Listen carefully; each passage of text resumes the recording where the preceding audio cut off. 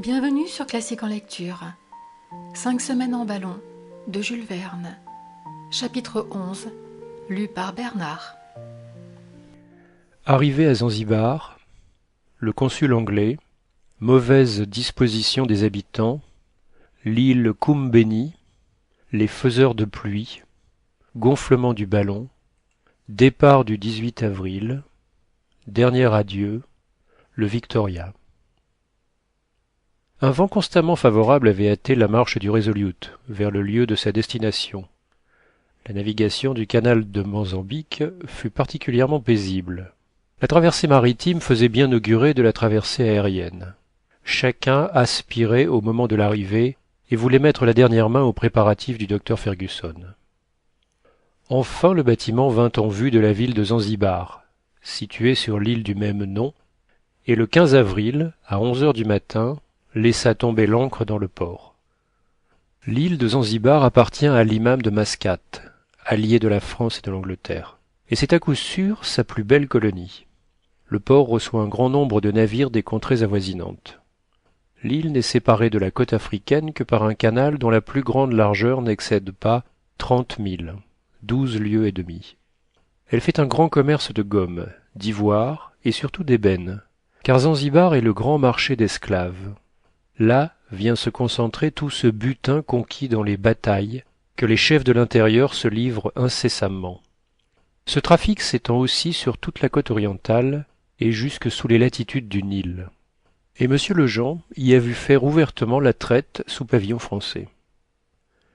Dès l'arrivée du Resolute, le consul anglais de Zanzibar vint à bord se mettre à la disposition du docteur, des projets duquel, depuis un mois, les journaux d'Europe l'avaient tenu au courant. Mais jusque-là, il faisait partie de la nombreuse phalange des incrédules. Je doutais, dit-il en tendant la main à Samuel Fergusson, mais maintenant je ne doute plus. Il offrit sa propre maison au docteur, à Dick Kennedy et naturellement au brave Joe. Par ses soins, le docteur prit connaissance de diverses lettres qu'il avait reçues du capitaine Speke. Le capitaine et ses compagnons avaient eu à souffrir terriblement de la faim et du mauvais temps avant d'atteindre le pays d'Ugogo. Ils ne s'avançaient qu'avec une extrême difficulté et ne pensaient plus pouvoir donner promptement de leurs nouvelles. Voilà des périls et des privations que nous saurons éviter, dit le docteur. Les bagages des 3 voyageurs furent transportés à la maison du consul. On se disposait à débarquer le ballon sur la plage de Zanzibar. Il y avait près du mât des signaux un emplacement favorable, auprès d'une énorme construction qui l'eût abrité des vents d'est. Cette grosse tour, semblable à un tonneau dressé sur sa base, et près duquel la tonne d'Heidelberg n'eût été qu'un simple baril, servait de fort, et sur sa plate-forme veillaient des Bellucci, armés de lances, sorte de garnisaires fainéants et braillards. Mais lors du débarquement de l'aérostat, le consul fut averti que la population de l'île s'y opposerait par la force. Rien de plus aveugle que les passions fanatisées. La nouvelle de l'arrivée d'un chrétien qui devait s'enlever dans les airs fut reçue avec irritation. Les nègres, plus émus que les arabes, virent dans ce projet des intentions hostiles à leur religion. Ils se figuraient qu'on en voulait au soleil et à la lune. Or, ces 2 astres sont un objet de vénération pour les peuplades africaines. On résolut donc de s'opposer à cette expédition sacrilège. Le consul, instruit de ces dispositions, en conféra avec le docteur Fergusson et le commandant Pennet. Celui-ci ne voulait pas reculer devant des menaces, mais son ami lui fit entendre raison à ce sujet. Nous finirons certainement par l'emporter, lui dit-il. Les garnisaires même de l'imam nous prêteraient main forte au besoin. Mais, mon cher commandant, un accident est vite arrivé. Il suffirait d'un mauvais coup pour causer au ballon un accident irréparable, et le voyage serait compromis sans remise. Il faut donc agir avec de grandes précautions. Mais que faire ? Si nous débarquons sur la côte d'Afrique, nous rencontrerons les mêmes difficultés. Que faire ? Rien n'est plus simple, répondit le consul. Voyez ces îles situées au-delà du port ? Débarquez votre aérostat dans l'une d'elles, entourez-vous d'une ceinture de matelots, et vous n'aurez aucun risque à courir. Parfait, dit le docteur, et nous serons à notre aise pour achever nos préparatifs. Le commandant se rendit à ce conseil. Le Resolute s'approcha de l'île de Koumbeni. Pendant la matinée du 16 avril, le ballon fut mis en sûreté au milieu d'une clairière entre les grands bois dont le sol est hérissé. on dressa 2 mâts hauts de 80 pieds et placés à une pareille distance l'un de l'autre. Un jeu de poulies, fixées à leur extrémité, permit d'enlever l'aérostat au moyen d'un câble transversal. Il était alors entièrement dégonflé. Le ballon intérieur se trouvait rattaché au sommet du ballon extérieur de manière à être soulevé comme lui. C'est à l'appendice inférieur de chaque ballon que furent fixés les 2 tuyaux d'introduction de l'hydrogène. La journée du 17 se passa à disposer l'appareil destiné à produire le gaz. Il se composait de 30 tonneaux dans lesquels la décomposition de l'eau se faisait au moyen de ferraille et d'acide sulfurique mis en présence dans une grande quantité d'eau. L'hydrogène se rendait dans une vaste tonne centrale après avoir été lavé à son passage, et de là, il passait dans chaque aérostat par les tuyaux d'introduction. De cette façon, chacun d'eux se remplissait d'une quantité de gaz parfaitement déterminée. Il fallut employer pour cette opération 1866 gallons, 3250 livres, d'acide sulfurique, 16 050 livres de fer, plus de 8 tonnes de fer, et 966 gallons d'eau, près de 41 250 litres. Cette opération commença dans la nuit suivante, vers 3 heures du matin. Elle dura près de 8 heures. Le lendemain, l'aérostat, recouvert de son filet, se balançait gracieusement au-dessus de la nacelle, retenu par un grand nombre de sacs de terre. L'appareil de dilatation fut monté avec un grand soin et les tuyaux sortant de l'aérostat furent adaptés à la boîte cylindrique. Les ancres, les cordes, les instruments, les couvertures de voyage, la tente, les vivres, les armes durent prendre dans la nacelle la place qui leur était assignée. La provision d'eau fut faite à Zanzibar. Les 200 livres de lest furent répartis dans 50 sacs placés au fond de la nacelle, mais cependant à portée de la main. Ces préparatifs se terminaient vers 5 heures du soir. Des sentinelles veillaient sans cesse autour de l'île, et les embarcations du Resolute sillonnaient le canal. Les nègres continuaient à manifester leur colère par des cris, des grimaces et des contorsions. Les sorciers parcouraient les groupes irrités en soufflant sur toute cette irritation. Quelques fanatiques essayèrent de gagner l'île à la nage, mais on les éloigna facilement. Alors, les sortilèges et les incantations commencèrent. Les faiseurs de pluie qui prétendent commander aux nuages appelèrent les ouragans et les averses de pierre, nom que les nègres donnent à la grêle. À leur secours. Pour cela, ils cueillirent des feuilles de tous les arbres différents du pays. Ils les firent bouillir à petit feu, pendant que l'on tuait un mouton en lui enfonçant une longue aiguille dans le cœur. Mais en dépit de leur cérémonie, le ciel demeura pur, et ils en furent pour leurs moutons et leurs grimaces. Les nègres se livrèrent alors à de furieuses orgies, s'enivrant du tembo, liqueur ardente tirée du cocotier, ou d'une bière extrêmement capiteuse appelée togwa. Leurs chants, sans mélodie appréciable, mais dont le rythme est très juste, se poursuivirent fort avant dans la nuit. Vers 6 heures du soir, un dernier dîner réunit les voyageurs à la table du commandant et de ses officiers. Kennedy, que personne n'interrogeait plus, murmurait tout bas des paroles insaisissables. Il ne quittait pas des yeux le docteur Fergusson. Ce repas d'ailleurs fut triste. L'approche du moment suprême inspirait à tous de pénibles réflexions. Que réservait la destinée à ces hardis voyageurs? Se retrouveraient-ils jamais au milieu de leurs amis, assis au foyer domestique? Si les moyens de transport venaient à manquer, que devenir au sein de peuplades féroces, dans ces contrées inexplorées, au milieu de déserts immenses? Ces idées, éparses jusque-là et auxquelles on s'attachait peu, assiégeaient alors les imaginations surexcitées. Le docteur Fergusson, toujours froid, toujours impassible, causa de choses et d'autres, mais en vain chercha-t-il à dissiper cette tristesse communicative. Il ne put y parvenir.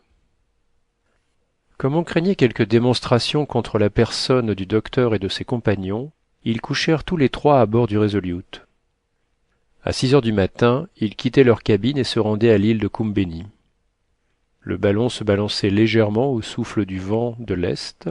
Les sacs de terre qui le retenaient avaient été remplacés par 20 matelots. Le commandant Pennet et ses officiers assistaient à ce départ solennel. En ce moment, Kennedy alla droit au docteur, lui prit la main et dit « Il est bien décidé, Samuel, que tu pars » cela est très décidé, mon cher Dick. J'ai bien fait tout ce qui dépendait de moi pour empêcher ce voyage. Tout. Alors j'ai la conscience tranquille à cet égard, et je t'accompagne. J'en étais sûr, répondit le docteur, en laissant voir sur ses traits une rapide émotion. L'instant des derniers adieux arrivé, le commandant et ses officiers embrassèrent avec effusion leurs intrépides amis, sans en excepter le digne Joe, fier et joyeux. Chacun des assistants voulut prendre sa part des poignées de main du docteur Fergusson. À 9 heures, les trois compagnons de route prirent place dans la nacelle. Le docteur alluma son chalumeau et poussa la flamme de manière à produire une chaleur rapide. Le ballon qui se maintenait à terre en parfait équilibre commença à se soulever au bout de quelques minutes. Les matelots durent filer un peu des cordes qui le retenaient. La nacelle s'éleva d'une vingtaine de pieds. « Mes amis, s'écria le docteur debout entre ses deux compagnons et ôtant son chapeau, donnons à notre navire aérien un nom qui lui porte bonheur, qu'il soit baptisé le Victoria. » Un hurrah formidable retentit. « Vive la reine! Vive l'Angleterre !» En ce moment, la force ascensionnelle de l'aérostat s'accroissait prodigieusement. Fergusson, Kennedy et Joe lancèrent un dernier adieu à leurs amis. « Lâchez tout !» s'écria le docteur. Et le Victoria s'éleva rapidement dans les airs, tandis que les 4 caronades du Resolute tonnaient en son honneur. Chapitre 12. Traversée du détroit, le Mrima, propos de Dick et proposition de Joe, recette pour le café, Lousaramo, l'infortuné Maizan, le mont Doutoumi, les cartes du docteur, nuit sur un opale. L'air était pur, le vent modéré. Le Victoria monta presque perpendiculairement à une hauteur de 1500 pieds, qui fut indiquée par une dépression de 2 pouces moins 2 lignes, environ 5 centimètres. La dépression est à peu près d'1 centimètre par 100 mètres d'élévation, dans la colonne barométrique. À cette élévation, un courant plus marqué porta le ballon vers le sud-ouest. Quel magnifique spectacle se déroulait aux yeux des voyageurs! L'île de Zanzibar s'offrait tout entière à la vue et se détachait en couleurs plus foncées, comme sur un vaste planisphère. Les champs prenaient une apparence d'échantillons de diverses couleurs. De gros bouquets d'arbres indiquaient les bois et les taillis. Les habitants de l'île apparaissaient comme des insectes. Les hurrahs et les cris s'éteignaient peu à peu dans l'atmosphère, et les coups de canon du navire vibraient seuls dans la concavité inférieure de l'aérostat. « Que tout cela est beau !» s'écria Joe en rompant le silence pour la première fois. Il n'obtint pas de réponse. Le docteur s'occupait d'observer les variations barométriques et de prendre note des divers détails de son ascension. Kennedy regardait et n'avait pas assez d'yeux pour tout voir. Les rayons du soleil venant en aide au chalumeau, la tension du gaz augmenta. Le Victoria atteignit une hauteur de 2500 pieds.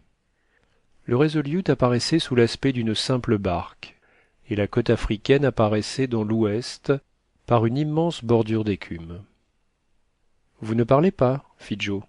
« Nous regardons, répondit le docteur en dirigeant sa lunette vers le continent. « Pour mon compte, il faut que je parle. »« À ton aise, Joe. Parle tant qu'il te plaira. » Et Joe fit à lui seul une terrible consommation d'onomatopées. Les « oh », les « ah », les « hein » éclataient entre ses lèvres. Pendant la traversée de la mer, le docteur jugea convenable de se maintenir à cette élévation. Il pouvait observer la côte sur une plus grande étendue. Le thermomètre et le baromètre, suspendus dans l'intérieur de la tente entr'ouverte, se trouvaient sans cesse à portée de sa vue. Un second baromètre, placé extérieurement, devait servir pendant les quarts de nuit. Au bout de 2 heures, le Victoria, poussé avec une vitesse d'un peu plus de 8 milles, gagna sensiblement la côte. Le docteur résolut de se rapprocher de terre. Il modéra la flamme du chalumeau, et bientôt le ballon descendit à 300 pieds du sol. Il se trouvait au-dessus du Mrima, nom que porte cette portion de la côte orientale de l'Afrique. D'épaisses bordures de mangliers en protégeaient les abords. La marée basse laissait apercevoir leurs épaisses racines rongées par la dent de l'océan Indien. Les dunes qui formaient autrefois la ligne côtière s'arrondissaient à l'horizon, et le mont Nguru dressait son pic dans le nord-ouest. Le Victoria passa près d'un village que, sur sa carte, le docteur reconnut être le Kaolé. Toute la population rassemblée poussait des hurlements de colère et de crainte. Des flèches furent vainement dirigées contre ce monstre des airs, qui se balançait majestueusement au-dessus de toutes ces fureurs impuissantes. Le vent portait au sud, mais le docteur ne s'inquiéta pas de cette direction.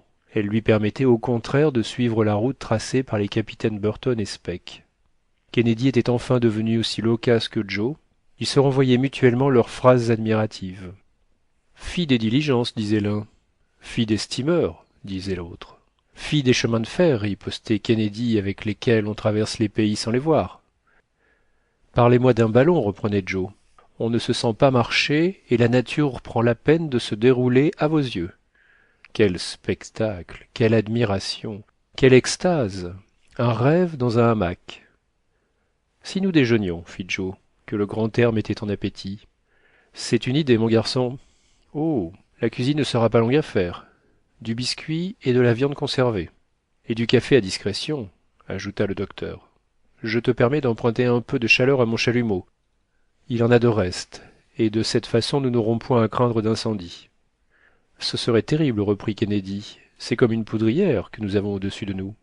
Pas tout à fait, répondit Fergusson, mais enfin, si le gaz s'enflammait, il se consumerait peu à peu, et nous descendrions à terre, ce qui nous désobligerait. Mais soyez sans crainte, notre aérostat est hermétiquement clos. Mangeons donc, fit Kennedy. Voilà, messieurs, dit Joe, et, tout en vous imitant, je vais confectionner un café dont vous me direz des nouvelles. Le fait est, reprit le docteur, que Joe, entre mille vertus, a un talent remarquable pour préparer ce délicieux breuvage. Il le compose d'un mélange de diverses provenances qu'il n'a jamais voulu me faire connaître. Eh bien, mon maître, puisque nous sommes en plein air, je peux bien vous confier ma recette. C'est tout bonnement un mélange en partie égale de moka, de bourbon et de rio nunez. Quelques instants après, 3 tasses fumantes étaient servies et terminait un déjeuner substantiel, assaisonné par la bonne humeur des convives. Puis, chacun se remit à son poste d'observation. Le pays se distinguait par une extrême fertilité. Des sentiers sinueux et étroits s'enfonçaient sous des voûtes de verdure. On passait au-dessus des champs cultivés de tabac, de maïs, d'orge, en pleine maturité. Çà et là de vastes rizières avec leurs tiges droites et leurs fleurs de couleur purpurine. On apercevait des moutons et des chèvres renfermés dans de grandes cages élevées sur pilotis, ce qui les préservait de la dent du léopard. Une végétation luxuriante s'échevelait sur ce sol prodigue. Dans de nombreux villages se reproduisaient des scènes de cris et de stupéfaction à la vue du Victoria, et le docteur Fergusson se tenait prudemment hors de la portée des flèches. Les habitants attroupés autour de leurs huttes contiguës poursuivaient longtemps les voyageurs de leurs vaines imprécations. À midi, le docteur, en consultant sa carte, estima qu'il se trouvait au-dessus du pays d'Uzaramo. Ou signifie contrée dans la langue du pays. La campagne se montrait hérissée de cocotiers, de papayers, de cotonniers, au-dessus desquels le Victoria paraissait se jouer. Joe trouvait cette végétation toute naturelle du moment qu'il s'agissait de l'Afrique. Kennedy apercevait des lièvres et des cailles qui ne demandaient pas mieux que de recevoir un coup de fusil. Mais c'eût été de la poudre perdue, attendu l'impossibilité de ramasser le gibier. Les aéronautes marchaient avec une vitesse de 12 milles à l'heure et se trouvèrent bientôt, par 38° 20' de longitude, au-dessus du village de Tounda. C'est là, dit le docteur, que Burton et Speke furent pris de fièvre violente et crurent un instant leur expédition compromise. Et cependant ils étaient encore peu éloignés de la côte. Mais déjà la fatigue et les privations se faisaient rudement sentir. En effet, dans cette contrée règne une malaria perpétuelle. Le docteur n'en put même éviter les atteintes qu'en élevant le ballon au-dessus des miasmes de cette terre humide, dont un soleil ardent pompait les émanations. Parfois, on put apercevoir une caravane se reposant dans un kraal, en attendant la fraîcheur du soir pour reprendre sa route. Ce sont de vastes emplacements entourés de haies et de jungles, où les trafiquants s'abritent non seulement contre les bêtes fauves, mais aussi contre les tribus pillardes de la contrée. On voyait les indigènes courir, se disperser à la vue du Victoria. Kennedy désirait les contempler de plus près, mais Samuel s'opposa constamment à ce dessein. Les chefs sont armés de mousquets, dit-il, et notre ballon serait un point de mire trop facile pour y loger une balle. Est-ce qu'un trou de balle amènerait une chute demanda Joe. Immédiatement non, mais bientôt ce trou deviendrait une vaste déchirure par laquelle s'envolerait tout notre gaz. Alors, tenons-nous à une distance respectueuse de ces mécréants. Que doivent-ils penser à nous voir planer dans les airs? Je suis sûr qu'ils ont envie de nous adorer. Laissons-nous adorer, répondit le docteur, mais de loin. On y gagne toujours. Voyez, le pays change déjà d'aspect. Les villages sont plus rares, les manguiers ont disparu, leur végétation s'arrête à cette latitude. Le sol devient montueux et fait pressentir de prochaines montagnes. En effet, dit Kennedy, il me semble apercevoir quelques hauteurs de ce côté. Dans l'ouest, ce sont les premières chaînes d'Orizara, le mont Duthumi, sans doute, derrière lequel j'espère nous abriter pour passer la nuit. Je vais donner plus d'activité à la flamme du chalumeau. Nous sommes obligés de nous tenir à une hauteur de 5 à 600 pieds. C'est tout de même une fameuse idée que vous avez eue là, monsieur, dit Joe. La manœuvre n'est ni difficile ni fatigante. On tourne un robinet et tout est dit. Nous voici plus à l'aise, fit le chasseur lorsque le ballon se fut élevé. La réflexion des rayons du soleil sur ce sable rouge devenait insupportable. Quels arbres magnifiques, s'écria Joe. Quoique très naturel, c'est très beau. Il n'en faudrait pas une douzaine pour faire une forêt. Ce sont des baobabs, répondit le docteur Fergusson. Tenez, en voici un dont le tronc peut avoir 100 pieds de circonférence. C'est peut-être au pied de ce même arbre que périt le français Maizan en 1845, car nous sommes au-dessus du village de Deje-la-Mora, où il s'aventura seul. Il fut saisi par le chef de cette contrée, attaché au pied d'un baobab, et ce nègre féroce lui coupa lentement les articulations pendant que retentissait le chant de guerre. Puis il entama la gorge, s'arrêta pour aiguiser son couteau émoussé et arracha la tête du malheureux avant qu'elle ne fût coupée. Ce pauvre Français avait 26 ans. Et la France n'a pas tiré vengeance d'un pareil crime demanda Kennedy. La France a réclamé. Le saïd de Zanzibar a tout fait pour s'emparer du meurtrier, mais il n'a pu y réussir. Je demande à ne pas m'arrêter en route, dit Joe. Montons, mon maître, montons, si vous m'en croyez. D'autant plus volontiers, Joe, que le mont Duthumi se dresse devant nous. Si mes calculs sont exacts, nous l'aurons dépassé avant 7 heures du soir. Nous ne voyagerons pas la nuit? Demanda le chasseur. Non, autant que possible. Avec des précautions et de la vigilance, on le ferait sans danger, mais il ne suffit pas de traverser l'Afrique, il faut la voir.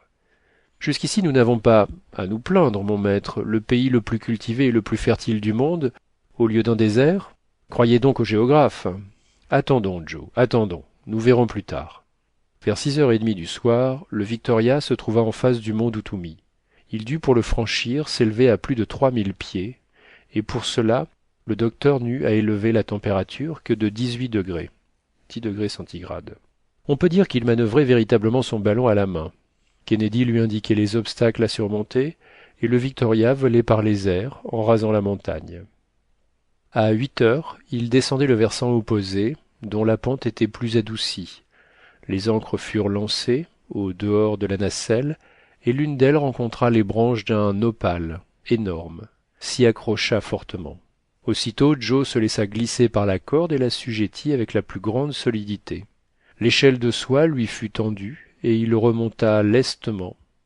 L'aérostat demeurait presque immobile, à l'abri des vents de l'est. Le repas du soir fut préparé. Les voyageurs, excités par leur promenade aérienne, firent une large brèche à leurs provisions. Quel chemin avons-nous fait aujourd'hui demanda Kennedy en avalant des morceaux inquiétants. Le docteur fit le point au moyen d'observations lunaires et consulta l'excellente carte qui lui servait de guide. Elle appartenait à l'Atlas der Neuester Entdeckungen in Africa, publié à Gotha par son savant ami Petermann et que celui-ci lui avait adressé. Cet atlas devait servir au voyage tout entier du docteur, car il contenait l'itinéraire de Burton et Speke au Grand Lac, le Soudan, d'après le docteur Barth, le Bas-Sénégal, d'après Guillaume Lejean, et le delta du Niger, par le docteur Baïkié. Fergusson s'était également muni d'un ouvrage qui réunissait en un seul corps toutes les notions acquises sur le Nil, et intitulé The Sources of the Nile, being a general survey of the basin of that river and of its headstream, with the history of the Nilotics discovery by Charles Beck, Theologiae Doctor. Il possédait aussi les excellentes cartes publiées dans les bulletins de la Société de géographie de Londres, et aucun point des contrées découvertes ne devait lui échapper. En pointant sa carte, il trouva que sa route latitudinale était de 2 degrés ou 120 milles dans l'ouest, 50 lieues. Kennedy remarqua que la route se dirigeait vers le midi, mais cette direction satisfaisait le docteur, qui voulait, autant que possible, reconnaître les traces de ses devanciers.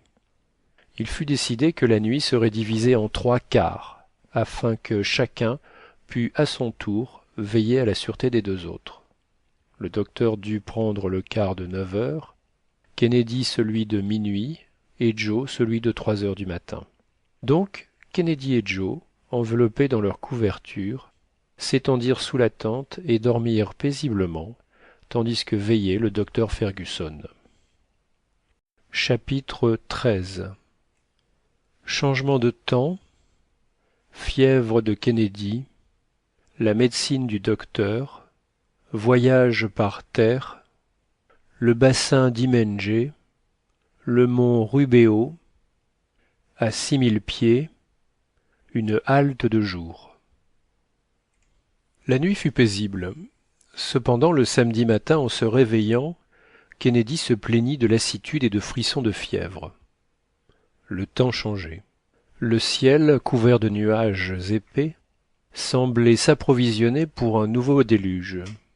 Un triste pays que ce Zungomero, où il pleut continuellement, sauf peut-être pendant une quinzaine de jours du mois de janvier. Une pluie violente ne tarda pas à assaillir les voyageurs. Au-dessous d'eux, les chemins, coupés par des nullahs, sortes de torrents momentanés, devenaient impraticables, embarrassés d'ailleurs de buissons épineux et de lianes gigantesques. On saisissait distinctement ces émanations d'hydrogène sulfuré dont parle le capitaine Burton. D'après lui, dit le docteur, et il a raison, c'est à croire qu'un cadavre est caché derrière chaque hallier. Un vilain pays, répondit Joe, et il me semble que M. Kennedy ne se porte pas trop bien pour y avoir passé la nuit. En effet, j'ai une fièvre assez forte, fit le chasseur. Cela n'a rien d'étonnant, mon cher Dick. Nous nous trouvons dans l'une des régions les plus insalubres de l'Afrique. Mais nous n'y resterons pas longtemps. En route. Grâce à une manœuvre adroite de Joe, l'ancre fut décrochée, et, au moyen de l'échelle, Joe regagna la nacelle. Le docteur dilata vivement le gaz, et le Victoria reprit son vol, poussé par un vent assez fort. Quelques huttes apparaissaient à peine au milieu de ce brouillard pestilentiel. Le pays changeait d'aspect. Il arrive fréquemment en Afrique qu'une région malsaine et de peu d'étendue confine à des contrées parfaitement salubres. Kennedy souffrait visiblement, et la fièvre accablait sa nature vigoureuse. Ce n'est pourtant pas le cas d'être malade, fit-il en s'enveloppant de sa couverture et se couchant sous la tente. Un peu de patience, mon cher Dick, répondit le docteur Fergusson, et tu seras guéri rapidement. Guéri, ma foi, Samuel, si tu as dans ta pharmacie de voyage quelque drogue qui me remette sur pied, administre-la-moi sans retard, je l'avalerai les yeux fermés. J'ai mieux que cela, ami Dick, et je vais naturellement te donner un fébrifuge qui ne coûtera rien. Et comment feras-tu? C'est fort simple. Je vais tout bonnement monter au-dessus de ces nuages qui nous inondent et m'éloigner de cette atmosphère pestilentielle. Je te demande 10 minutes pour dilater l'hydrogène. Les 10 minutes n'étaient pas écoulées que les voyageurs avaient dépassé la zone humide. Attends un peu, Dick, et tu vas sentir l'influence de l'air pur et du soleil. En voilà un remède, dit Joe, mais c'est merveilleux. Non, c'est tout naturel. Oh, point naturel, je n'en doute pas. J'envoie Dick en bon air, comme cela se fait tous les jours en Europe, et comme à la Martinique, je l'enverrai au Piton, montagne élevée de la Martinique, pour fuir la fièvre jaune. Ah ça! Mais c'est un paradis que ce ballon, dit Kennedy, déjà plus à l'aise. En tout cas, il y mène, répondit sérieusement Joe. C'était un curieux spectacle que celui des masses de nuages agglomérées en ce moment au-dessous de la nacelle. Elles roulaient les unes sur les autres et se confondaient dans un éclat magnifique en réfléchissant les rayons du soleil. Le Victoria atteignit une hauteur de 4000 pieds. Le thermomètre indiquait un certain abaissement dans la température. On ne voyait plus la terre. À une cinquantaine de milles dans l'ouest, le mont Rubeho dressait sa tête étincelante. Il formait la limite du pays d'Ugogo, par 36° 20' de longitude. Le vent soufflait avec une vitesse de 20 milles à l'heure, mais les voyageurs ne sentaient rien de cette rapidité. Ils n'éprouvaient aucune secousse, n'ayant pas même le sentiment de la locomotion. 3 heures plus tard, la prédiction du docteur se réalisait. Kennedy ne sentait plus aucun frisson de fièvre et déjeuna avec appétit. Voilà qui enfonce le sulfate de quinine, dit-il avec satisfaction. Précisément, fit Joe, c'est ici que je me retirerai pendant mes vieux jours. Vers 10 heures du matin, l'atmosphère s'éclaircit. Il se fit une trouée dans les nuages, la terre reparut. Le Victoria s'en approchait insensiblement. Le docteur Fergusson cherchait un courant qui le portât plus au nord-est, et il le rencontra à 600 pieds du sol. Le pays devenait accidenté, montueux même. Le district du Zungomero s'effaçait dans l'est avec les derniers cocotiers de cette latitude. Bientôt les crêtes d'une montagne prirent une saillie plus arrêtée. Quelques pics s'élevaient çà et là. Il fallut veiller à chaque instant aux cônes aigus qui semblaient surgir inopinément. « Nous sommes au milieu des brisants, dit Kennedy. « Sois tranquille, Dick. Nous ne toucherons pas. » Jolie manière de voyager tout de même, répliqua Joe. En effet, le docteur manœuvrait son ballon avec une merveilleuse dextérité. S'il nous fallait marcher sur ce terrain détrempé, dit-il, nous nous traînerions dans une boue malsaine. Depuis notre départ de Zanzibar, la moitié de nos bêtes de somme seraient déjà mortes de fatigue. Nous aurions l'air de spectres et le désespoir nous prendrait au cœur. Nous serions en lutte incessante avec nos guides, nos porteurs, exposés à leur brutalité sans frein. Le jour, une chaleur humide insupportable, accablante. La nuit, un froid souvent intolérable, et les piqûres de certaines mouches dont les mandibules percent la toile la plus épaisse et qui rendent fou. Et tout cela sans parler des bêtes et des peuplades féroces. Je demande à ne pas en essayer, répliqua simplement Joe. Je n'exagère rien, reprit le docteur Fergusson, car au récit des voyageurs qui ont eu l'audace de s'aventurer dans ces contrées, les larmes vous viendraient aux yeux. Vers 11 heures, on dépassait le bassin d'Imengé. Les tribus éparses sur ces collines menaçaient vainement le Victoria de leurs armes. Il arrivait enfin aux dernières ondulations de terrain qui précèdent le Rubeho. Elles forment la 3e chaîne et la plus élevée des montagnes de l'Usagara. Les voyageurs se rendaient parfaitement compte de la conformation orographique du pays. Ces 3 ramifications, dont le Dutumi forme le premier échelon, sont séparées par de vastes plaines longitudinales. Ces croupes élevées se composent de cônes arrondis, entre lesquels le sol est parsemé de blocs erratiques et de galets. La déclivité la plus roide de ces montagnes fait face à la côte de Zanzibar. Les pentes occidentales ne sont guère que des plateaux inclinés. Les dépressions de terrain sont couvertes d'une terre noire et fertile, où la végétation est vigoureuse. Divers cours d'eau s'infiltrent vers l'est et vont affluer dans le Kingani, au milieu de bouquets gigantesques de sycomores, de tamarins, de calebassiers et de palmyras. Attention, dit le docteur Fergusson, nous approchons du Rubeho, dont le nom signifie dans la langue du pays passage des vents. Nous ferons bien d'en doubler les arêtes aiguës à une certaine hauteur. Si ma carte est exacte, nous allons nous porter à une élévation de plus de 5000 pieds. Est-ce que nous aurons souvent l'occasion d'atteindre ces zones supérieures?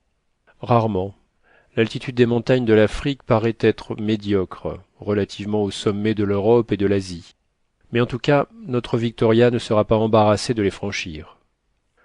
En peu de temps, le gaz se dilata sous l'action de la chaleur et le ballon prit une marche ascensionnelle très marquée. La dilatation de l'hydrogène n'offrait rien de dangereux d'ailleurs, et la vaste capacité de l'aérostat n'était remplie qu'aux trois quarts. Le baromètre, par une dépression de près de 8 pouces, indiqua une élévation de 6000 pieds. Irions-nous longtemps ainsi demanda Joe. L'atmosphère terrestre a une hauteur de 6000 toises, répondit le docteur. Avec un vaste ballon, on irait loin. C'est ce qu'ont fait messieurs Brioschi et Gay-Lussac. Mais alors le sang leur sortait par la bouche et par les oreilles. L'air respirable manquait. Il y a quelques années, deux hardis Français, messieurs Barral et Bixio, s'aventurèrent aussi dans les hautes régions. Mais leur ballon se déchira. Et ils tombèrent demanda vivement Kennedy. Sans doute. Mais comme doivent tomber des savants, sans se faire aucun mal. Eh bien, messieurs, dit Joe, libre à vous de recommencer leur chute, mais pour moi qui ne suis qu'un ignorant, je préfère rester dans un milieu honnête, ni trop haut, ni trop bas. Il ne faut point être ambitieux. À 6000 pieds, la densité de l'air a déjà diminué sensiblement. Le son s'y transporte avec difficulté et la voix se fait moins bien entendre. La vue des objets devient confuse. Le regard ne perçoit plus que de grandes masses assez indéterminées. Les hommes, les animaux deviennent absolument invisibles. Les routes sont des lacets et les lacs des étangs. Le docteur et ses compagnons se sentaient dans un état anormal. Un courant atmosphérique d'une extrême vélocité les entraînait au-delà des montagnes arides, sur le sommet desquelles de vastes plaques de neige étonnaient le regard. Leur aspect convulsionné démontrait quelque travail neptunien des premiers jours du monde. Le soleil brillait au zénith, et ses rayons tombaient d'aplomb sur ces cimes désertes. Le docteur prit un dessin exact de ces montagnes, qui sont faites de 4 croupes distinctes, presque en ligne droite, et dont la plus septentrionale est la plus allongée. Bientôt le Victoria descendit le versant opposé du Rubeho, en longeant une côte boisée et parsemée d'arbres d'un vert très sombre. Puis vinrent des crêtes et des ravins, dans une sorte de désert qui précédait le pays d'Ugogo. Plus bas s'étalaient des plaines jaunes torréfiées, craquelées, jonchées çà et là de plantes salines et de buissons épineux.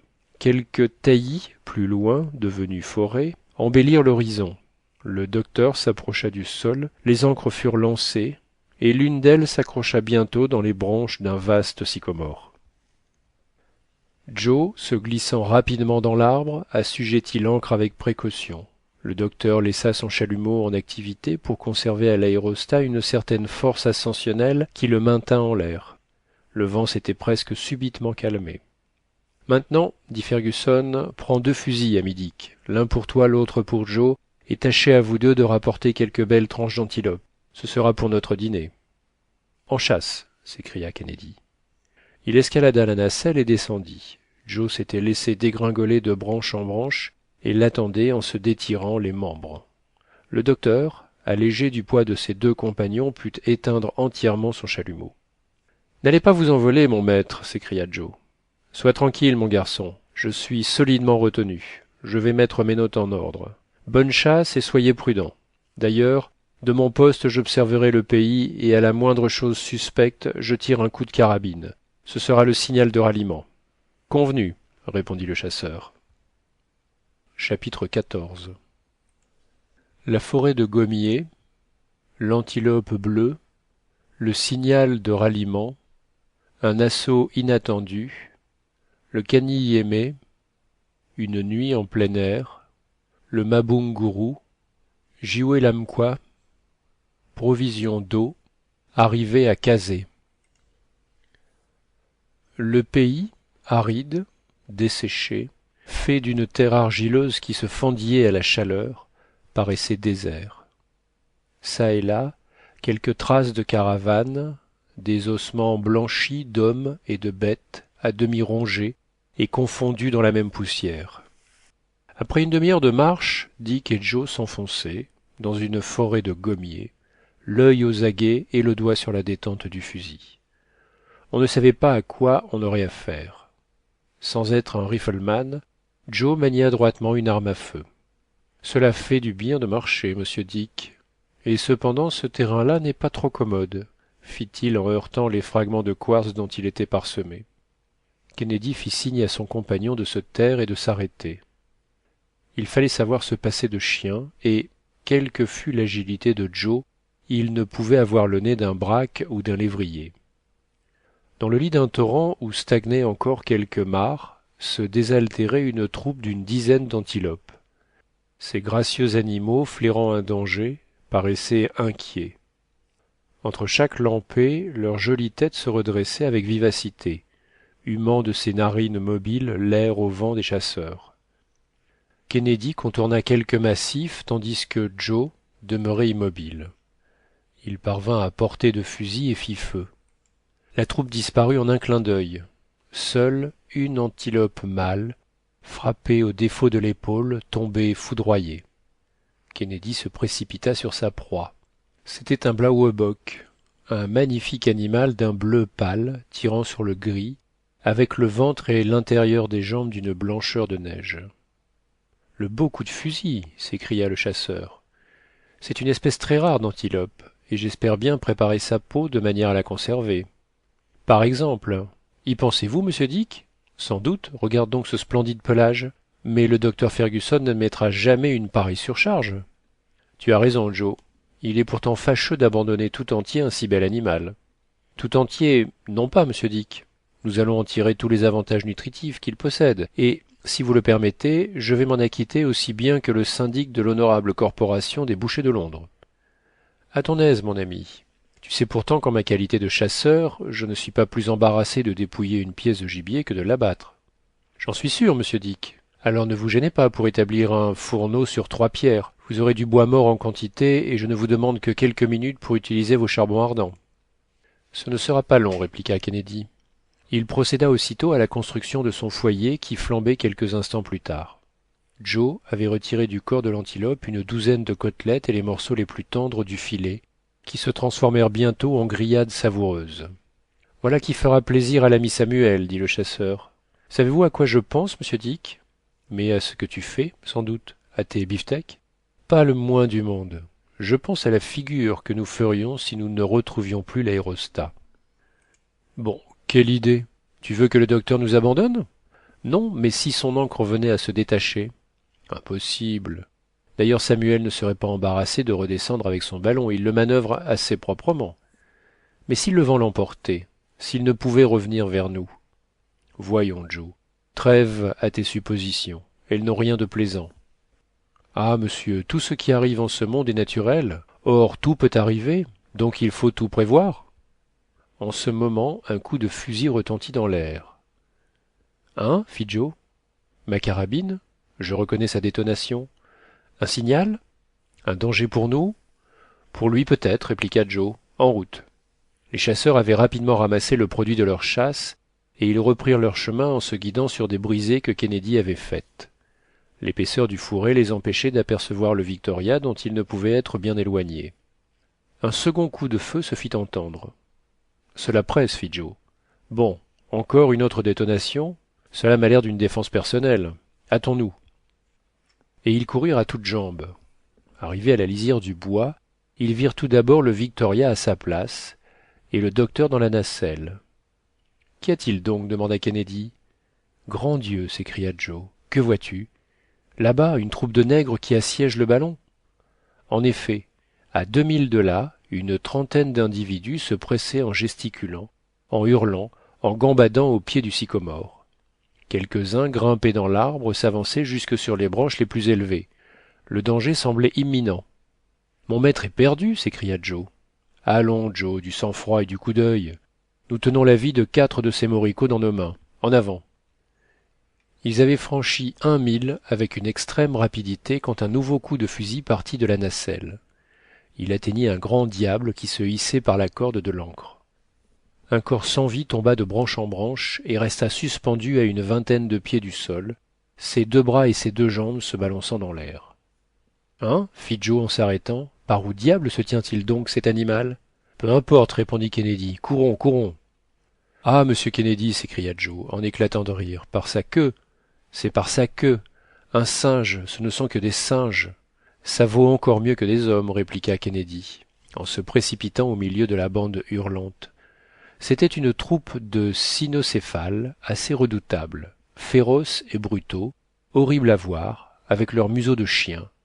Cependant, quelques coups de fusil en eurent facilement raison, et cette horde grimaçante s'échappa, laissant plusieurs des siens à terre. En un instant, Kennedy s'accrochait à l'échelle, Joe se hissait dans les sycomores et détachait l'ancre. La nacelle s'abaissait jusqu'à lui, et il y rentrait sans difficulté. Quelques minutes après, le Victoria s'élevait dans l'air et se dirigeait vers l'est, sous l'impulsion d'un vent modéré. En voilà un assaut, dit Joe. Nous t'avions cru assiégé par des indigènes? Ce n'étaient que des singes, heureusement, répondit le docteur. De loin, la différence n'est pas grande, mon cher Samuel. Ni même de près, répliqua Joe. Quoi qu'il en soit, reprit Fergusson, cette attaque de singes pouvait avoir les plus graves conséquences. Si l'ancre avait perdu prise sous leurs secousses réitérées, qui sait où le vent m'eût entraîné? Que vous disais-je, monsieur Kennedy?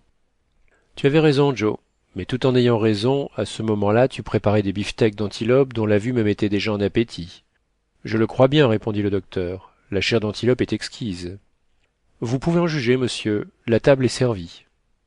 Sur ma foi, dit le chasseur, ces tranches de venaison ont un fumet sauvage qui n'est point à dédaigner. Bon, je vivrai d'antilope jusqu'à la fin de mes jours, répondit Joe, la bouche pleine, surtout avec un verre de grog pour en faciliter la digestion. Joe prépara le breuvage en question qui fut dégusté avec recueillement. Jusqu'ici cela va assez bien, dit-il. Très bien, riposta Kennedy. Voyons, monsieur Dick, regrettez-vous de nous avoir accompagnés? J'aurais voulu voir qu'on m'en eût empêché, répondit le chasseur avec un air résolu. Il était alors 4 heures du soir.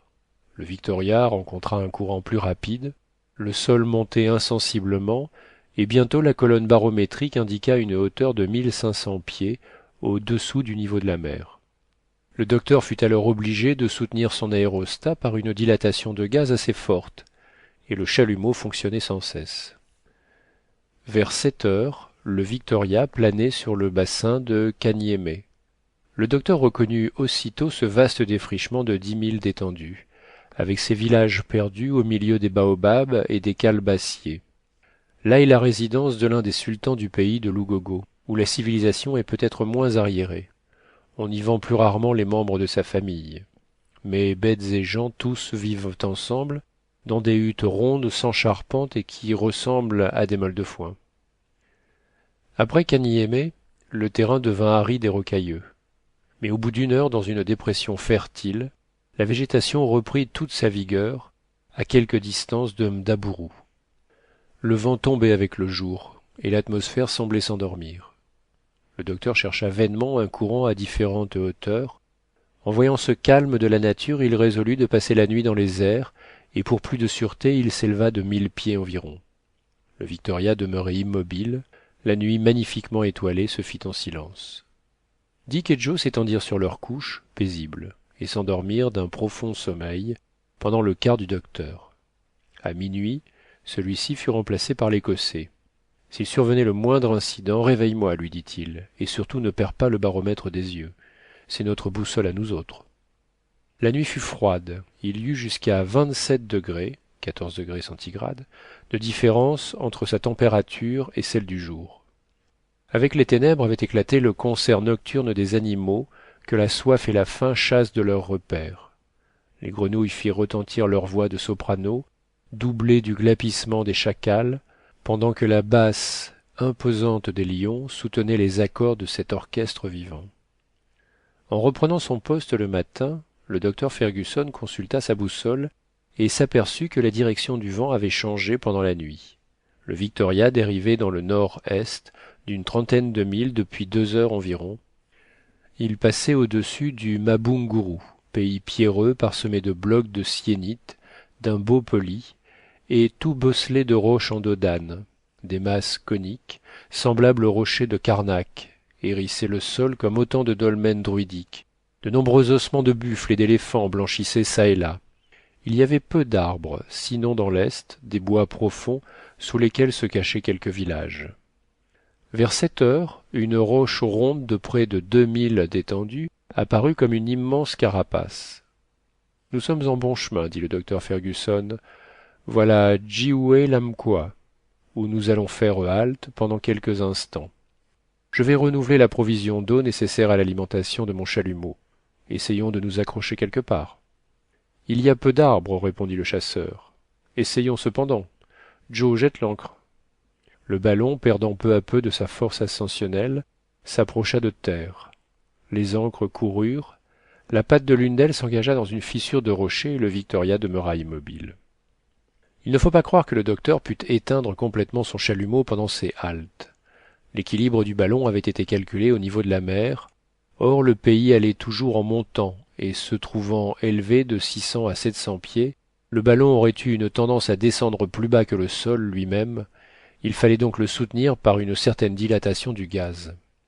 Dans le cas seulement où, en l'absence de tout vent, le docteur eût laissé la nacelle reposer sur terre, l'aérostat, alors délesté d'un poids considérable, se serait maintenu sans le secours du chalumeau. Les cartes indiquaient de vastes mares sur le versant occidental du Jihoue-Lamquois. Joe s'y rendit seul avec un baril qui pouvait contenir une dizaine de gallons. Il trouva sans peine l'endroit indiqué, non loin d'un petit village désert, fit sa provision d'eau et revint en moins de 3/4 d'heure. Il n'avait rien vu de particulier, si ce n'est d'immenses trappes à éléphants. Il faillit même choir dans l'une d'elles, où gisait une carcasse à demi rongée. Il rapporta de son excursion une sorte de nèfle que des singes mangeaient avidement. Le docteur reconnut le fruit du membou, arbre très abondant sur la partie occidentale de Jihoue-Lamquois. Fergusson attendait Joe avec une certaine impatience, car un séjour même rapide sur cette terre inhospitalière lui inspirait toujours des craintes. L'eau fut embarquée sans difficulté, car la nacelle descendit presque au niveau du sol. Joe put arracher l'ancre et remonta lestement auprès de son maître. Aussitôt celui-ci raviva sa flamme et le Victoria reprit la route des airs. Il se trouvait alors à une centaine de milles de Kazeh, important établissement de l'intérieur de l'Afrique, où, grâce à un courant de sud-est, les voyageurs pouvaient espérer de parvenir pendant cette journée. Il marchait avec une vitesse de 14 milles à l'heure. La conduite de l'aérostat devint alors assez difficile. On ne pouvait s'élever trop haut sans dilater beaucoup de gaz, car le pays se trouvait déjà à une hauteur moyenne de 3000 pieds. Or, autant que possible, le docteur préférait ne pas forcer sa dilatation. Il suivit donc fort adroitement les sinuosités d'une pente assez roide et rasa de près les villages de Tembo et de Toura-Wells. Ce dernier fait partie de l'Unyamwezi, magnifique contrée où les arbres atteignent les plus grandes dimensions, entre autres les cactus qui deviennent gigantesques. Vers 2 heures, par un temps magnifique, sous un soleil de feu qui dévorait le moindre courant d'air, le Victoria planait au-dessus de la ville de Kazeh, située à 350 milles de la côte. Nous sommes partis de Zanzibar à 9 heures du matin, dit le docteur Fergusson en consultant ses notes, et après 2 jours de traversée, nous avons parcouru, par nos déviations, près de 500 milles géographiques, près de 200 lieues. Les capitaines Burton et Speke mirent 4 mois et demi à faire le même chemin. Chapitre 15. Kazeh, le marché bruyant, apparition du Victoria, les Wanganga, les fils de la lune, promenade du docteur, population, le També royal, les femmes du sultan, une ivresse royale, Joe adoré, comment on danse dans la lune, revirement, 2 lunes au firmament, instabilité des grandeurs divines. Kazeh, point important de l'Afrique centrale, n'est point une ville. À vrai dire, il n'y a pas de ville à l'intérieur. Kazeh n'est qu'un ensemble de 6 vastes excavations. Là sont renfermées des cases, des huttes à esclaves, avec de petites cours et de petits jardins, soigneusement cultivés. Oignons, patates, aubergines, citrouilles et champignons d'une saveur parfaite y poussent à ravir. L'Unyamwezi est la terre de la lune, par excellence. le parc fertile et splendide de l'Afrique. Au centre se trouve le district de l'Unyanembe, une contrée délicieuse où vivent paresseusement quelques familles d'Omani, qui sont des Arabes d'origine très pure. Ils ont longtemps fait le commerce à l'intérieur de l'Afrique et dans l'Arabie. Ils ont trafiqué de gomme, d'ivoire, d'indiennes, d'esclaves. Leurs caravanes sillonnaient ces régions équatoriales.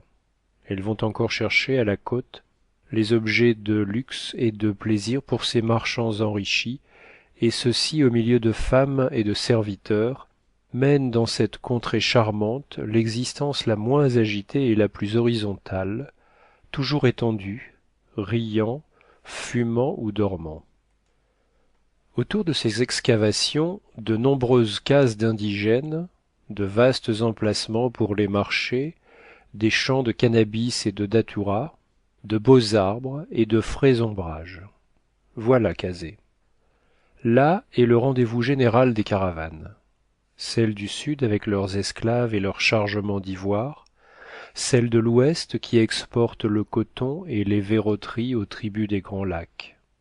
Aussi, dans les marchés règne-t-il une agitation perpétuelle, un brouhaha sans nom, composé du cri des porteurs métis, du son des tambours et des cornets, des hennissements des mules, du braiement des ânes, du chant des femmes, du piaillement des enfants et des coups de rotin du jemadar, chef de la caravane, qui bat la mesure dans cette symphonie pastorale.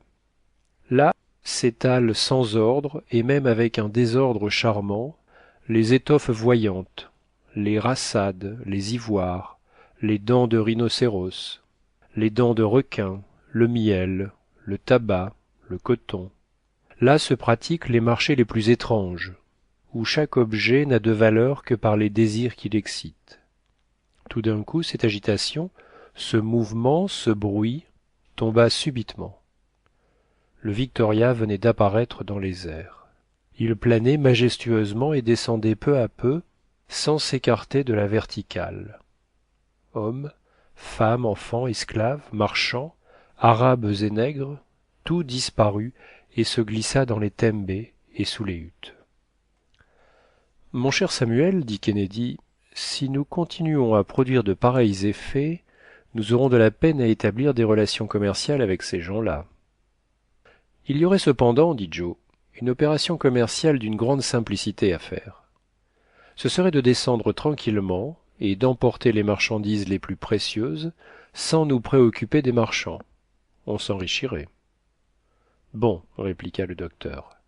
Ces indigènes ont eu peur au premier moment, mais ils ne tarderont pas à revenir par superstition ou par curiosité. Vous croyez, mon maître? Nous verrons bien. Mais il sera prudent de ne point trop les approcher. Le Victoria n'est pas un ballon blindé ni cuirassé. Il n'est donc à l'abri ni d'une balle ni d'une flèche. Comptes-tu donc, mon cher Samuel, entrer en pourparlers avec ces Africains? Si cela se peut, pourquoi pas? Répondit le docteur. Il doit se trouver à Kazeh des marchands arabes plus instruits, moins sauvages. Je me rappelle que messieurs Burton et Speke n'eurent qu'à se louer de l'hospitalité des habitants de la ville. Ainsi nous pouvons tenter l'aventure. Le Victoria, s'étant insensiblement rapproché de terre, accrocha l'une de ses ancres au sommet d'un arbre près de la place du marché. Toute la population reparaissait en ce moment hors de ses trous. Les têtes sortaient avec circonspection. Plusieurs Waganga, reconnaissables à leurs insignes de coquillages coniques, s'avancèrent hardiment. C'étaient les sorciers de l'endroit. Ils portaient à leur ceinture de petites gourdes noires enduites de graisse et divers objets de magie, d'une malpropreté d'ailleurs toute doctorale. Peu à peu, la foule se fit à leur côté. Les femmes et les enfants les entourèrent. Les tambours rivalisèrent de fracas. Les mains se choquèrent et furent tendues vers le ciel. C'est leur manière de supplier, dit le docteur Fergusson. Si je ne me trompe, nous allons être appelés à jouer un grand rôle. Eh bien, monsieur, jouez-le. Toi-même, mon brave Joe, tu vas peut-être devenir un dieu. Eh, monsieur, cela ne m'inquiète guère, et l'encens ne me déplaît pas. En ce moment, un des sorciers, un miyanga, fit un geste, et toute cette clameur s'éteignit dans un profond silence. Il adressa quelques paroles aux voyageurs, mais dans une langue inconnue. Le docteur Fergusson, n'ayant pas compris, lança à tout hasard quelques mots d'arabe, et il lui fut immédiatement répondu dans cette langue. L'orateur se livra à une abondante harangue, très fleurie, très écoutée. Le docteur ne tarda pas à reconnaître que le Victoria était tout bonnement pris pour la Lune, en personne, et que cette aimable déesse avait daigné s'approcher de la ville avec ses 3 fils, honneur qui ne serait jamais oublié dans cette terre aimée du soleil. Le docteur répondit avec une grande dignité que la Lune faisait tous les 1000 ans sa tournée départementale, éprouvant le besoin de se montrer de plus près à ses adorateurs. Il les priait donc de ne pas se gêner et d'abuser de sa divine présence pour faire connaître leurs besoins et leurs vœux. Le sorcier répondit à son tour que le sultan, le Moini, malade depuis de longues années, réclamait les secours du ciel, et il invitait les fils de la lune à se rendre auprès de lui. Le docteur fit part de l'invitation à ses compagnons. « Et tu vas te rendre auprès de ce roi nègre » dit le chasseur. « Sans doute, ces gens-là me paraissent bien disposés. L'atmosphère est calme, il n'y a pas un souffle de vent. Nous n'avons rien à craindre pour le Victoria. Mais que feras-tu ? Sois tranquille, mon cher Dick. Avec un peu de médecine, je m'en tirerai. » Puis, s'adressant à la foule, « La lune, prenant en pitié le souverain cher aux enfants de l'Unyamwezi, nous a confié le soin de sa guérison, qu'il se prépare à nous recevoir. » Les clameurs, les chants, les démonstrations redoublèrent, et toute cette vaste fourmilière de têtes noires se remit en mouvement. « Maintenant, mes amis, dit le docteur Fergusson, il faut tout prévoir. Nous pouvons, à un moment donné, être forcés de repartir rapidement. Dick restera donc dans la nacelle, et au moyen du chalumeau il maintiendra une force ascensionnelle suffisante. L'ancre est solidement assujettie, il n'y a rien à craindre. Je vais descendre à terre. Joe m'accompagnera, seulement il restera au pied de l'échelle. »« Comment ? Tu iras seul chez ce moricaud ? dit Kennedy. »« Comment, monsieur Samuel ? s'écria Joe. Vous ne voulez pas que je vous suive jusqu'au bout ? Non, j'irai seul. Ces braves gens se figurent que leur grande déesse la lune est venue leur rendre visite. Je suis protégé par la superstition. Ainsi n'ayez aucune crainte, et restez chacun au poste que je vous assigne. »« Puisque tu le veux, répondit le chasseur. Veille à la dilatation du gaz. C'est convenu. » Les cris des indigènes redoublaient. Ils réclamaient énergiquement l'intervention céleste. « Voilà, voilà, fit Joe. Je les trouve un peu impérieux envers leur bonne lune et ses divins fils. » Le docteur, muni de sa pharmacie de voyage, descendit à terre, précédé de Joe. Celui-ci, grave et digne comme il convenait, s'assit au pied de l'échelle, les jambes croisées sous lui, à la façon arabe, et une partie de la foule l'entoura d'un cercle respectueux. Pendant ce temps, le docteur Fergusson, conduit au son des instruments, escorté par des pyrrhiques religieuses, s'avança lentement vers le tembé royal, situé assez loin hors de la ville. Il était environ 3 heures et le soleil resplendissait. Il ne pouvait faire moins pour la circonstance. Le docteur marchait avec dignité. Les Waganga l'entouraient et contenaient la foule. Fergusson fut bientôt rejoint par le fils naturel du sultan, jeune garçon assez bien tourné qui, suivant la coutume du pays, était le seul héritier des biens paternels, à l'exclusion des enfants légitimes. Il se prosterna devant le fils de la lune. Celui-ci le releva d'un geste gracieux.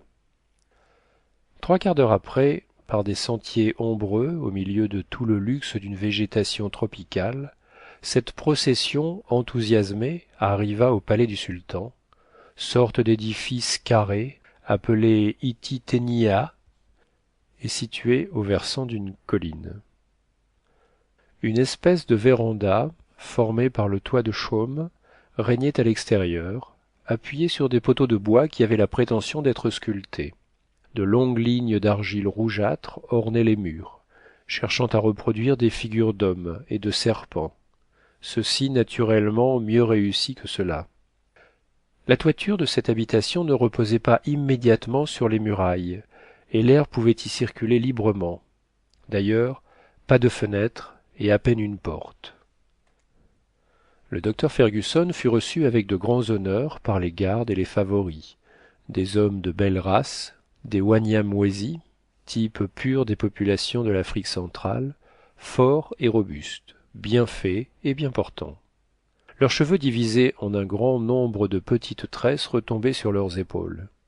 Au moyen d'incisions noires ou bleues, ils zébraient leurs joues depuis les tempes jusqu'à la bouche. Leurs oreilles, affreusement distendues, supportaient des disques en bois et des plaques de gomme copal. Ils étaient vêtus de toiles brillamment peintes. Les soldats, armés de la sagaie, de l'arc, de la flèche barbelée et empoisonnée du suc de l'euphorbe, du coutelas, du sime, long sabre à dents de scie et de petites haches d'armes. Le docteur pénétra dans le palais. Là, en dépit de la maladie du sultan, le vacarme déjà terrible redoubla à son arrivée. Il remarqua au linteau de la porte des queues de lièvre, des crinières de zèbre suspendues en manière de talisman. Il fut reçu par la troupe des femmes de Sa Majesté, aux accords harmonieux de l'upatou, sorte de cymbale faite avec le fond d'un pot de cuivre, et au fracas du kilindo, tambour de 5 pieds de haut creusé dans un tronc d'arbre, et contre lequel 2 virtuoses s'escrimaient à coups de poing. La plupart de ces femmes paraissaient fort jolies, et fumaient en riant le tabac et le tang dans de grandes pipes noires. Elles semblaient bien faites sous leurs longues robes drapées avec grâce et portaient le kilt en fibres de calebasse fixé autour de leur ceinture. 6 d'entre elles n'étaient pas les moins gaies de la bande, quoique placées à l'écart et réservées à un cruel supplice. À la mort du sultan, elles devaient être enterrées vivantes auprès de lui pour le distraire pendant l'éternelle solitude. Le docteur Fergusson, après avoir embrassé tout cet ensemble d'un coup d'œil, s'avança jusqu'au lit de bois du souverain. Il vit là un homme d'une 40aine d'années, parfaitement abruti par les orgies de toutes sortes et dont il n'y avait rien à faire. Cette maladie, qui se prolongeait depuis des années, n'était qu'une ivresse perpétuelle. Ce royal ivrogne avait à peu près perdu connaissance, et toute l'ammoniaque du monde ne l'aurait pas remis sur pied. Les favoris et les femmes, fléchissant le genou, se courbaient pendant cette visite solennelle. Au moyen de quelques gouttes d'un violent cordial, le docteur ranima un instant ce corps abruti. Le sultan fit un mouvement et, pour un cadavre qui ne donnait plus signe d'existence depuis quelques heures, ce symptôme fut accueilli par un redoublement de cris en l'honneur du médecin. Celui-ci, qui en avait assez, écarta par un mouvement rapide ses adorateurs trop démonstratifs et sortit du palais. Il se dirigea vers le Victoria. Il était 6 heures du soir. Joe, pendant son absence, attendait tranquillement au bas de l'échelle. La foule lui rendait les plus grands devoirs. En véritable fils de la lune, il se laissait faire. Pour une divinité, il avait l'air d'un assez brave homme, pas fier, familier même avec les jeunes africaines, qui ne se lassaient pas de le contempler. Il leur tenait d'ailleurs d'aimables discours. « Adorez, mesdemoiselles, adorez, leur disait-il.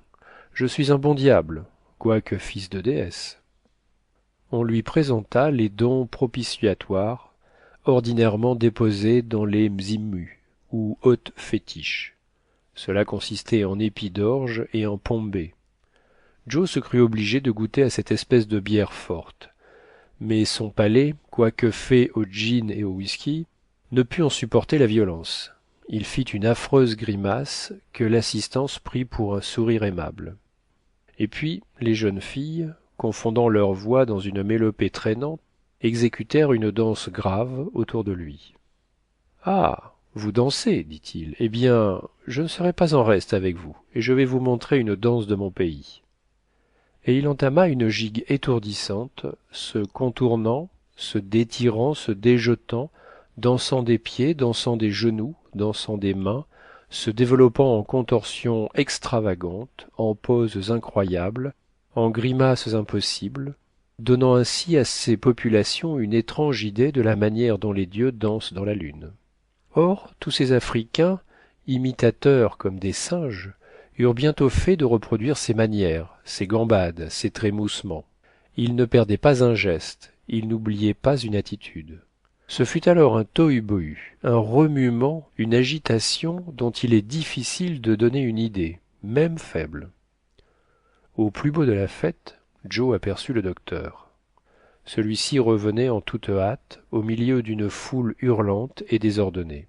Les sorciers et les chefs semblaient fort animés. On entourait le docteur, on le pressait, on le menaçait. Étrange revirement. Que s'était-il passé? Le sultan avait-il maladroitement succombé entre les mains de son médecin céleste? Kennedy de son poste vit le danger sans en comprendre la cause. Le ballon, fortement sollicité par la dilatation du gaz, tendait sa corde de retenue, impatient de s'élever dans les airs. Le docteur parvint au pied de l'échelle. Une crainte superstitieuse retenait encore la foule et l'empêchait de se porter à des violences contre sa personne. Il gravit rapidement les échelons, et Joe le suivit avec agilité. « Pas un instant à perdre, lui dit son maître. Ne cherche pas à décrocher l'ancre, nous couperons la corde. Suis-moi. » Mais qu'y a-t-il donc? Demanda Joe en escaladant la nacelle. Qu'est-il arrivé? Fit Kennedy, sa carabine à la main. Regardez, répondit le docteur en montrant l'horizon. Eh bien? Demanda le chasseur. Eh bien, la lune. La lune, en effet, se levait, rouge et splendide, un globe de feu sur un fond d'azur.